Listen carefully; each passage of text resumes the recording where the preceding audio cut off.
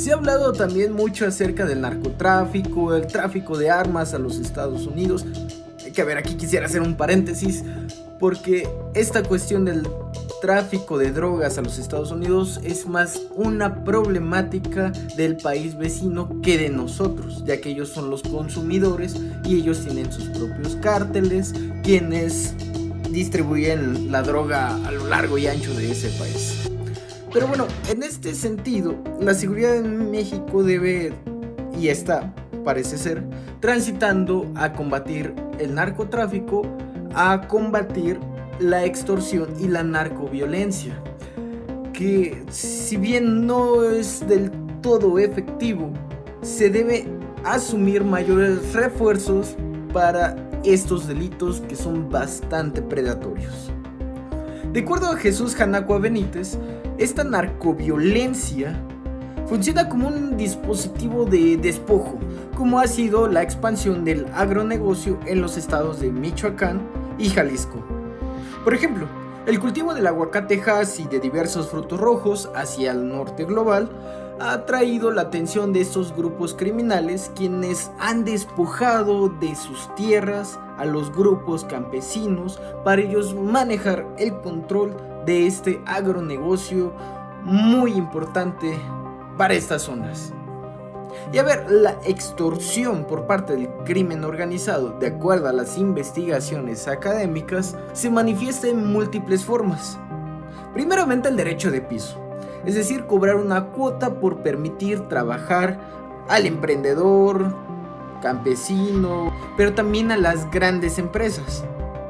El segundo es el control de insumos, es decir, el crimen organizado obliga a los consumidores a comprar insumos que ellos mismos controlan a un precio alzado. Y por tercero es el monopolio de los mercados, donde se maneja la oferta de productos para generar un alza de precios artificial, y así el crimen organizado con sus precios elevados obtiene alta ganancia económica. Esta dinámica, según la CEPAL, genera una estructura tripartita en la economía regional, donde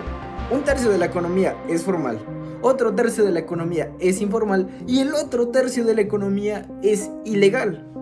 Y es que a ver, la delincuencia organizada ya no es un fenómeno marginal, que representa entre el 3% al 14% del PIB regional.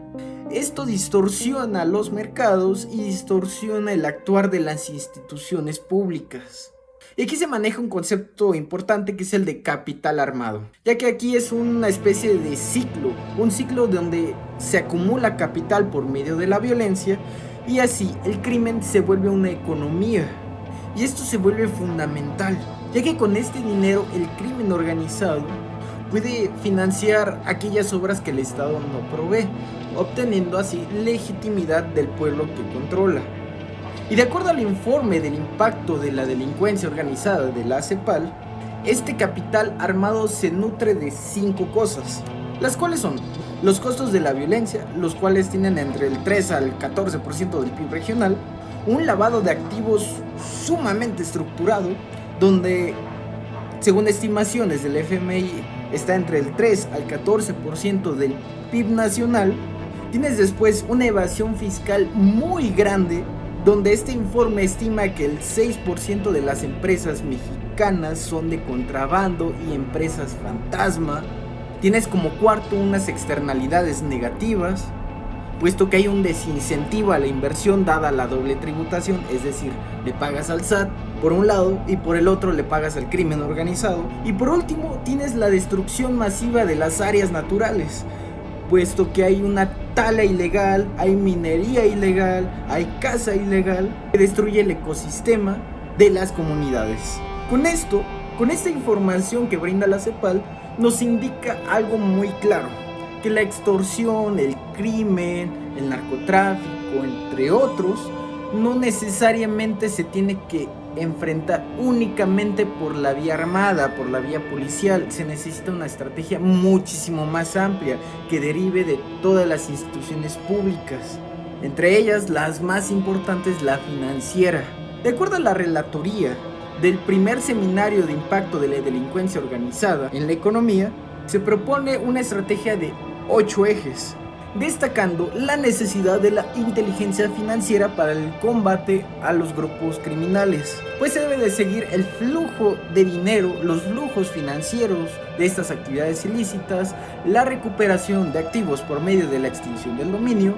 y algo muy importante, la justicia cívica, con un enfoque restaurativo para reconstruir el tejido social en comunidades vulnerables.